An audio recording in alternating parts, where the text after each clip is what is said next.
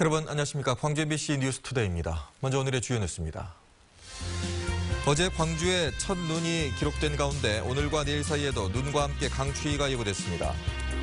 80년 당시 헬기에서 발사된 것으로 보이는 총탄 흔적이 전일 빌딩에서 발견됨에 따라 5.18 진상규명과 리모델링 사업에도 영향을 미칠 것으로 보입니다.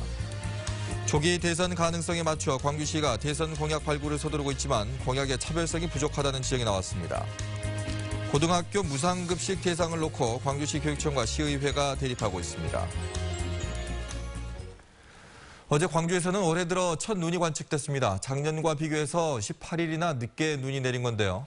오늘 본격적으로 광주와 전남 지역에 눈이 내릴 것으로 보입니다. 백담비 기상캐스터, 오늘 눈이 어느 정도 내립니까? 네, 어제는 살짝 눈발이 날리는 정도여서 눈을 보지 못하신 분들이 많으셨을 텐데요. 오늘은 동부 내륙을 제외하고 우리 지역에 1에서 5cm의 눈이 내리겠고 5mm 안팎의 비가 오는 곳도 있겠습니다. 낮에 잠시 눈은 소강 상태를 보이겠지만 눈이 얼거나 쌓이는 곳이 있으니까 시설물 관리나 교통안전에 계속해서 신경 쓰셔야겠습니다. 오늘은 올 들어 가장 낮은 기온을 보이겠습니다. 현재 광주의 아침 기온이 0.7도로 어제 같은 시각보다 4도가량 낮게 출발하고 있습니다. 낮 기온은 3도까지밖에 오르지 못하면서 평년 기온을 4도가량 밑돌겠는데요. 찬바람도 강하게 부니까 두툼한 외투는 물론 장갑이나 목도리로 보온 잘 해주셔야겠습니다. 현재 기온 보시면 대부분 지역 0도 안팎으로 출발하고 있고요. 영광과 장성, 담양이 3도의 낮 기온 보이겠습니다. 전남 대부분 지역 어제보다 1도에서 2도가량 낮겠습니다. 곡성이 영하 4.3도까지 떨어져 있고요. 구례와 보성이 3도의 낮 기온 보이겠습니다. 날씨였습니다. 조기 대선이 가시화되면서 광주시와 전라남도가 대선 공약 발굴에 속도를 내고 있습니다. 마음은 바빠졌는데 아직은 준비가 부족하다는 지적이 내부에서 나오고 있습니다. 윤근수 기자입니다. 박근혜 대통령 탄핵안 가결로 대선 시기가 빨라지면서 광주시가 서둘러서 대선 공약 발굴 보고회를 열었습니다. 지난 9월부터 분야별로 발굴한 아이디어들이 회의 테이블에 올라왔습니다. 국가 정원으로 추진하기 위한 전략으로 이거를 대선 공약으로 넣고자 합니다. 자율지능형 스마트 에너지 도시 조성과 국립초미세먼지 연구소 유치, 광주 군공항 이전 등 47건의 사업이 제안됐습니다. 하지만 차별화된 사업보다는 해묵은 현안이나 국비를 얻기 위한 방편으로 제안된 사업이 적지 않았습니다. 광주만이 할 수 있는 거, 이게 상대적인 차별화 전략이라고 생각이 듭니다. 그래서 이제 우리가 그런 부분에서 좀 고민하지 않겠는가. 전라남도와의 공조 체계가 미흡하고 킬러 콘텐츠가 부족하다는 지적도 나왔습니다. 주요 멤버들은 합숙을 하면서라도 완성도를 높여야 되리라고 생각합니다. 전라남도의 경우는 목포 제주 간 해저 터널 건설과 남해안철도 고속화 사업 등을 대선 공약으로 검토하고 있지만 발굴 속도는 광주보다 더딘 편입니다. 광주시와 전라남도는 불확실하지만 빨라질 가능성이 높은 대선 일정을 감안해서 내년 초에는 대선 공약을 확정하기로 했습니다. MBC 뉴스 윤문수입니다. 국민의당 박지원 원내대표가 정체성이 맞으면 새누리당 의원도 받아주겠다고 말했습니다. 박지원 대표는 광주시당 핵심 당직자 연수에서 최근 국민의당이 새누리당과 손잡는 것 아닌가 하는 우려를 알고 있다며 광주 정신을 팔아버리고 그분들과 절대 손을 잡지 않겠지만 새누리당 인사라도 국민의당의 정체성을 지키겠다고 하면 받아들일 수 있다고 말했습니다. 행정자치부가 광주 지자체 공무원노조가 내건 대통령 퇴진 현수막을 철거하라는 2차 공문을 보냈습니다. 전국 공무원노조 광주지부에 따르면 행자부가 지난 13일 박근혜 퇴진 현수막은 공무원의 정치 중립 유지 의무에 반한다며 현수막 철거와 관련자 징계 계획을 통보할 것을 지자체에 요구했습니다. 광주 고등학교에 대한 무상급식을 놓고 광주시 교육청과 시의회가 충돌하고 있습니다. 특성화 고등학교부터 시작하자는 교육당국에 시의회가 형평성을 이유로 반대하면서 전체 고교 1학년으로 확대했기 때문입니다. 한신구 기자입니다. 광주시 교육청은 당초 내년 예산안에 13개 특성화 고등학교에 무상급식을 하겠다며 관련 예산 79억 원을 편성했습니다. 이 예산은 광주시의회 관련 상임위원회는 통과했지만 예결위원회에서 제동이 걸렸습니다. 일반계 고등학교와 형평성이 맞지 않는다며 예결위가 관련 예산을 사실상 전액 삭감하는 대신 광주 고교 1학년 전체를 대상으로 한 무상급식 예산 106억 원을 증액 편성한 겁니다. 보편적 복지 그리고 차별받지 않는 교육을 실시하겠다고 해놓고 이것은 전체 고등학생들을 놓고 봤었을 때 형평성이 맞지 않다. 그러나 광주교육청은 고교 1학년 전체를 대상으로 하게 되면 예산 부담이 너무 늘어난다면서 일단 증액 결정에 부동의 입장을 나타냈습니다. 그렇지만 오늘 열리는 광주시의회 본회의에서 통과될 가능성이 높아서 제2요구와 수용 등 모든 가능성을 놓고 고심하고 있습니다. 재정 형편상 어려운데 그래도 어떤 차별 없이 보편적인 차원에서 저희들 교육청 입장에서는 전향적으로 지금 검토를 하고 있는 사항입니다. 한편 광주시의회 예결위는 수능 입시 위주와 심화반 운영 등 입시용 수당으로 전락했다는 지적을 받고 있는 고교 교육력 제고 사업비 7억 2천만 원도 전액 삭감했습니다. MBC 뉴스 한신구입니다. 특혜 논란으로 중단됐던 어등산 관광단지 사업이 반년 만에 원점으로 돌아갔습니다. 광주시는 어제 TF 회의를 열어 어등산 관광단지 사업의 추진 방향을 논의할 예정이었지만 시민단체들이 집단으로 TF팀 탈퇴를 선언하면서 회의가 무산됐습니다. 이에 따라 광주시는 TF 활동을 사실상 종료하고 당초 예정대로 사업을 재추진할 방침입니다. 지난 6월 광주시는 법원의 강제 조정에 따라 어등산 리조트에 229억 원을 지급한 뒤 새로운 사업자를 공모할 계획이었지만 시민단체가 특혜 의혹을 제기하며 반발하자 TF팀을 구성했습니다. 5.18 당시 시민군이 항쟁 방안을 논의하거나 은신처로 주로 썼던 전일빌딩에 당시 헬기에서 쏜 것으로 보이는 총탄 흔적이 무더기로 발견이 됐습니다. 헬기 사격은 없었다던 신군부의 주장이 뒤집힐지 주목됩니다. 송정근 기자입니다. 전일빌딩에서 총탄 흔적을 조사해온 국립과학수사연구원이 3차 조사에서 총탄 흔적을 무더기로 발견했습니다. 이번에 발견된 탄은은 130여 개로 건물 최상층인 10층에서 모두 확인됐습니다. 국가수는 80년 당시 상황을 감안하면 총탄이 헬기에서 발사될 가능성이 높은 것으로 보고 있습니다. 당시 어떤 지형을 볼 때 이 건물보다 높은 건물이 없었으니까 헬기가 가장 유력하고 탄은의 위치나 각도로 볼 때 옛 도청에서 금남로 방향으로 헬기가 날아오면서 M16 소총으로 사격한 것으로 추정되고 있습니다. 80년 당시 헬기가 전일빌딩 주변을 돌며 총기 사격을 했었다는 증언들이 있었지만 이를 뒷받침할 만한 증거가 나온 것은 이번이 처음입니다. 조비오 신부와 시민군 등이 청문회와 책에서 이 같은 내용을 밝혔지만 당시 계엄군은 근거가 없다며 관련 내용을 부인했습니다. 우리도 그때 당시 헬기가 떠가지고 총소리가 나니까 피해가지고 나무 밑에 숨고 그랬지만은 근거가 없잖아요. 그래서 이야기를 할 수가 없죠. 5월 단체는 원형이 보존될 수 있도록 전일빌딩 리모델링 설계를 수정하라고 광주시에 요구하기로 했습니다. 결과가 나오면 이 전일빌딩의 총탄 흔적을 원형 보존하고 그리고 이것을 역사의 어떤 중요한 자료로 삼을 수 있도록 이르면 이달 말이나 다음 달 초에 정밀 감식 결과가 나올 예정인 가운데 결과에 따라 5.18 진실규명은 물론 건물 리모델링에도 영향을 미칠 것으로 보입니다. MBC 뉴스 송정근입니다. 완도 신지와 고금도를 잇는 장보고대교 건설공사 현장에서 지난 4월 해상 크레인과 충돌 사고가 발생했는데요. 인명사고까지 발생했는데도 여전히 안전관리는 부실합니다. 문현철 기자입니다. 신지도에서 고금도 사이 해상을 가로지르는 장보고 대교입니다.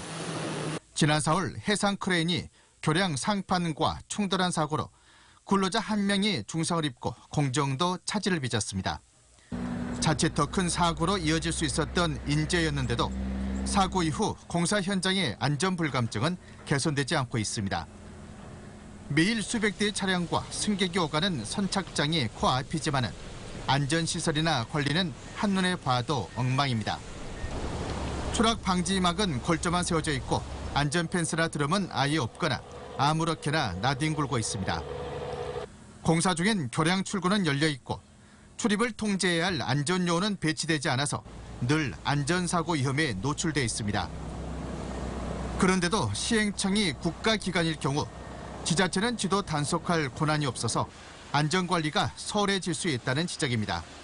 원래 시행청에서 관리를 해야 된다. 공사를 시청부터 독점까지니 전체적인 것을 다. 세월호 참사 등 잇따른 대형 사고로 안전에 대한 국민 경각심이 높아졌지만은 국토부에서 직접 시행하는 공사 현장은 안전 사각지대로 방치되고 있습니다. MBC 뉴스 문현철입니다.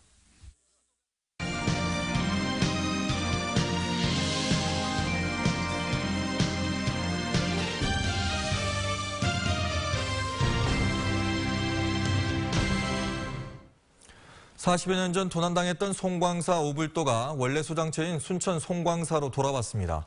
송광사 도난문화재가 회수된 것은 2000년대 들어서 이번이 처음인데 송광사 측은 보물 지정을 추진할 예정입니다. 문형철 기자입니다.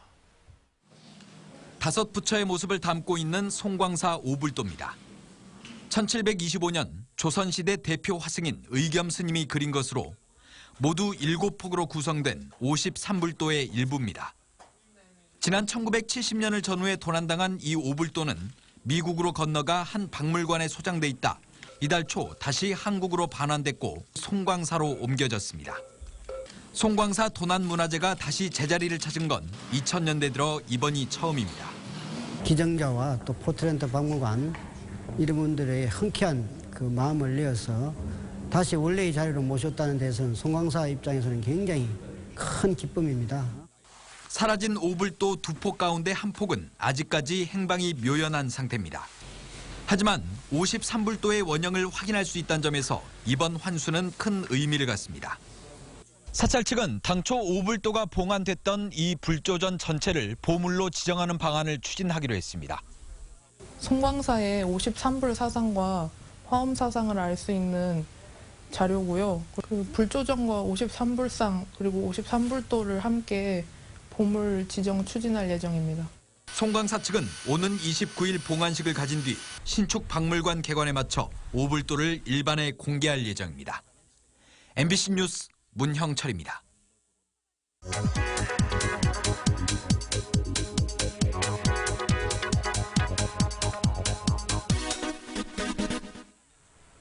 아동권리 지수를 아십니까?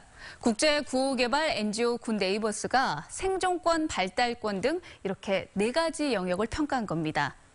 광주는 97.9점이었는데요. 전국 16개 시도 가운데 11호 하위권을 차지했습니다. 전남도 96.9점으로 그 뒤를 이었습니다. 가장 높은 부산과 비교하면 이렇게 10점 정도가 낮은 수치를 보였습니다. 아동권리 지수, 왜 이렇게 낮은 걸까요? 광주 지역 학생 4명 가운데 1명은 학교 수업 외에도요, 많은 시간을 학원 등 공부하는 데 할애하고 있었습니다. 그러다 보니까 학생 33%가 수면 부족에 시달렸습니다. 또한 학업 스트레스 지수도 45.4점으로 전국에서 2번째로 높은 상태였습니다. 전남은 방과 후 혼자 보내는 학생들이 많았고요. 천식, 아토피 등 만성질환 유병률이 전국에서 가장 높은 것으로 조사가 됐습니다. 카드뉴스였습니다.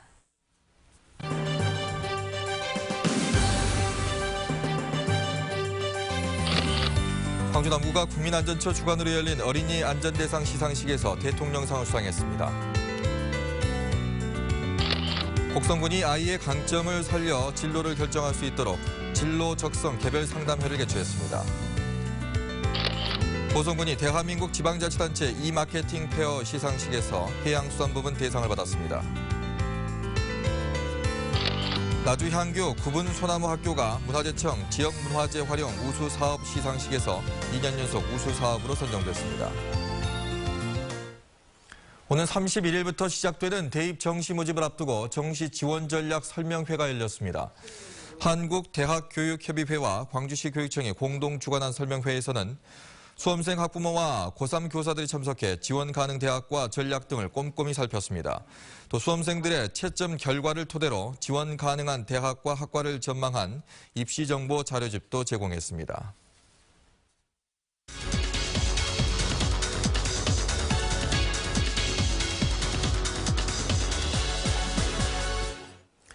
최근 광주지방변호사회 신임 회장으로 최병근 변호사가 선출이 됐습니다. 앞으로 임기 2년 동안 어떤 역할을 하게 될지 자세한 얘기 나눠보도록 하겠습니다. 어서 오십시오. 네, 안녕하십니까. 네, 앞으로 2년 동안 광주지방변호사회를 이끌게 되셨는데요. 네. 어떻게 이끌어 나갈 계획이십니까? 예, 광주지방변호사회는 인권단체로서 민주화를 위해서 홍남순 변호사님, 이경 변호사님 같은 분이 계십니다. 이제 방향은 다르지만 우리 사회의 여러 가지 문제에 대해서 사회에 참여하고 또 법률가의 양심의 목소리를 내도록 하겠습니다. 네. 또 다음으로는 로스쿨 시행으로 인해서 변호사 수가 급격하게 증가함으로써 여러 가지 경제적 어려움도 있습니다. 이제 변호사도 청년 변호사 일자리 문제를 걱정할 때가 됐습니다. 세 번째로 국제 교류 행사에도 적극 참여해서 글로벌 시대에 뒤지지 않는 그런 변호사가 되도록 노력하겠습니다. 네, 앞서 말씀하셨듯이 지금 로스쿨로 인해서 네네. 법률 시장이 지금 포화 상태다 이렇게 그렇습니다. 지금 바라보고 있습니다. 네. 여기에 대해서는 어떻게 하실 생각이십니까? 예, 가장 어려운 문제이고 또 이걸 단칼에 해결할 수는 없는 그런 참 문제입니다. 예, 이제는 변호사 수를 제한해야 된다는 그런 필요성이 많이 제기되고 있습니다. 또 한편 변호사가 이제는 재판에 매달리는 일뿐만 아니라 법률 분야의 공무원이 된다든가 기업체에 참여하는 그런 다양한 활동이 또 필요합니다. 예, 저는 앞으로 중소기업청 또 광주 지역의 광주 쪽 여러 공업단지와 연계해서 MOU를 체결해서 1기업 1고문 변호사 제도를 만들어 보겠습니다. 왜냐하면 공업단지 여러 기업들이 고용 문제, 임금 문제, 그다음에 물품 거래대금 문제 등 복잡한 상황이 있음에도 불구하고 적절한 법률 구조가 안 되는 것으로 알고 있습니다. 네. 다음은 또 소액 사건이나 개인 회생 파산 제도에 있어서 유사지역에서 많이 하고 있습니다만 우리 변호사가 양질의 서비스로 저렴한 비용으로 할 수 있는 그런 제도를 적극 활용하겠습니다. 네. 조금 전에 이제 중소기업 관련해서도 어떤 지원을 좀 하겠다 말씀도 하셨는데 네네. 우리 시민들을 위해서도 어떤 지원이 좀 있어야 될 것 같습니다. 왜냐하면 네. 법률이라는 게 좀 우리에겐 좀 가까이 있긴 하지만 다가가기 좀 어렵고 또 네. 돈의 문제도 있기 때문에 네네. 지원해 줄 수 있는 방안이 있을까요? 네. 우리 광주지방변호사회는 전국의 어느 변호사 단체보다도 시민과 중소기업을 위해서 다양한 제도를 마련하고 있습니다. 현재는 그 신한은행과 제휴해서 중소기업 고문 변호사 제도를 두고 있고요. 앞으로는 이걸 활용해서 변호사도 살고 중소기업과 시민이 같이 살 수 있는, 상생할 수 있는 그런 제도를 마련하겠습니다. 그 외에도 많은 활동을 하고 있습니다. 국선 변호인 제도, 또 직접 변호사가 직접 만나서 상담하고 있는 월요일, 수요일, 금요일에 하고 있는 무료 상담 제도, 또 인터넷으로 직접 질의하고 응답하는 그런 무료 인터넷 제도가 있고요. 또 어려운 이들에게 무료로 제공하는 변호하고 있는 법률 구조 제도, 또 야간이나 다급한 경우에 바로 핸드폰으로 이용할 수 있는 형사 당직 변호사 제도, 또 북한 이탈 주민 변호인 제도, 또 노인과 다문화를 가족을 위한 법률 지원 제도 등 아주 다양한 사업을 많이 하고 있습니다. 네. 자, 이 광주지방변호사회를 이제 대표해서 이제 2년 동안 이끌어 가시게 될 텐데 보고 계신 시청자 여러분에게 한 말씀 해주신다면요? 예, 우리 광주지방변호사회는 시민의 인권을 옹호하고 어려운 이웃과 함께 항상 같이 하려고 노력하고 있습니다. 여러분께서 인권 침해나 부당한 침해를 당했을 때 항상 저희 광주지방변호사회를 찾아주시기 바랍니다. 감사합니다. 네. 자, 법이 있는 자를 보호하는 게 아니라 평범한 시민들을 위해서 존재할 수 있도록 노력해 네. 주시면 고맙겠습니다. 네, 그렇게 하겠습니다. 네, 오늘 나와주셔서 고맙습니다. 네, 감사합니다. 삼성전자 광주공장의 생산 라인 해외 이전을 보도한 광주 MBC가 광주전남 기자협회의 올해 기자상을 수상했습니다. 광주 MBC는 올해 1월 삼성전자가 광주공장의 백색가전 생산 라인을 베트남으로 이전한다는 사실을 단독 보도한 이후 지역 경제에 미치는 영향을 연속 보도했고 이후 총선에서 삼성 전장 산업 유치 등의 의제를 이끌어냈습니다. 광주 신세계가 2016 희망산타 원정대 발대식을 갖고 본격적인 사랑 나눔을 실천했습니다. 광주 신세계 임직원들은 광천동 차상위 계층 60여 세대에 연탄 5,000장과 난방유 5,000리터를 제공하는 등 대규모 나눔 봉사 활동을 펼쳤습니다. 또 초록우산 어린이재단에 후원금 1억여 원을 전달하며 희망 나눔 프로젝트를 전개했습니다. 다음은 희망 2017 나눔 캠페인에 성금을 보내주신 분들입니다. 광주 서구 금호이동 부영아파트 주민이 100만 원, 화정사동 염주 주공아파트 주민이 100만 원, 광주 동구 지원이동 일광맨션에서 9만 2천 원, 참한의원에서 10만 원, 성진원 씨가 2만 원을 보내주셨습니다. 지원이동 조영섭 씨 5만 원, 용현마을 주민이 20만 2천 원, 내지마을 주민이 25만 원, 대명아파트 주민이 10만 원, 광주남구 방림일동 방위협의회에서 20만 원을 보내주셨고 방림일동 12통 주민이 30만 원, 광주 북구 은암동 한솥도시락 서영대점에서 10만 원, 두암 3동 장수경로당에서 21만 9천 원, 전남 장성군 장성읍 성산 1리 주민이 10만 원, 장성읍 성산 3리 주민이 13만 원을 보내주셨습니다. 장성읍 기산 1리 주민이 10만 원, 매화 2동 주민이 30만 원, 장안 1리 주민이 15만 원, 삼월동 주민이 22만 원, 전남 화순군 청풍면 차리 1구 주민이 16만 원을 보내주셨습니다.